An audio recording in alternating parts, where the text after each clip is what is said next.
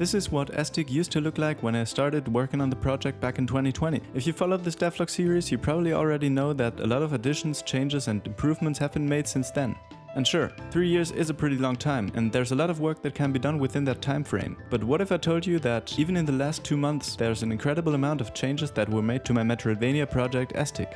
For the new viewers among you, Aestik is a hand-drawn Metroidvania project featuring the unique twist of moral decision-making that leads to branching storylines. Feel free to check out the game for yourself though. There's a free demo on Steam, and don't forget to add it to your wishlist. It really helps us out a lot. So without further ado, let's take a look at the most important changes to the game. I've talked about the Rune System before. It's a system that lets you equip and unequip ability runes, leading to a more customizable player experience. And while the system was mostly working fine, I learned at Gamescom that many people struggle to navigate through the menu. So I added these arrows in the rune selection as well as descriptions of the different abilities. I also fixed a game-breaking bug, but let's not talk about this. Another big change was made to the map system. There are actually 2 changes regarding the map, but we'll get to that later. In earlier versions of Aestik, the player location was shown by a small icon on the map. However, the map only shows you the room you're currently in and not the exact location, so the icon was a little misleading. That's why I removed the icon and added a little animation that highlights the specific map tile of the room you're currently in. I know that it's kind of an obvious solution, but sometimes it takes me a while to realize that kind of stuff, so don't judge me.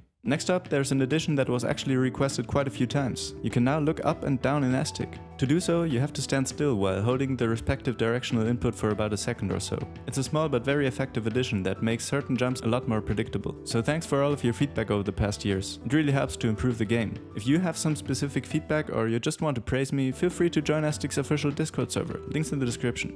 Another highly requested addition was the option to rebind the buttons for the movement controls while using a keyboard as your input method. The thought of having to revisit the rebinding system once more left me in fear, to say the least, but I knew that it made sense to add that option, so there was no way around it. And while it did take another big chunk of what's left of my sanity, I eventually managed to implement it as well, so don't worry, it will be part of the next demo update too. The next addition that was made for Aestik are the so-called Messengers of the Spirit Heart. These guys are NPCs that you can find in the hidden corners of Aestik's world. When you talk to them, they provide you with the knowledge of the locations of all the Spirit Hearts, aka save points in the specific area. This is the second addition to the map system I've talked about before. Once you've unlocked the locations, you can see these new icons on the map symbolizing the spirit altars. Even if you didn't uncover the whole map of the respective area yet, these icons will appear and help guiding you in the right direction. This leads me to the next addition to Aestik. New levels. I obviously didn't want to just give these hints to players. They have to work for them. So I added new rooms, including new challenges to all of the areas that have Messengers of the Spirit Heart hidden. This also includes a few more art assets to set the mood, but first and foremost, more exploration. Last but not least, there were quite a lot of bugs, exploits and other issues that needed to be fixed. That includes a fix to the broken analog stick dead zone, adjustments to the enemy positions, and rebalancing of some enemy types, to name a few. Before we wrap it up here, I wanted to ask you once more to please wishlist Aestik on Steam. It's currently the most important way you can support the project, so it's much appreciated. Also, feel free to follow us on social media. We started uploading a lot more content on other platforms too recently, so check it out if you're interested. As always, all of the links are in the description. So that's it for now.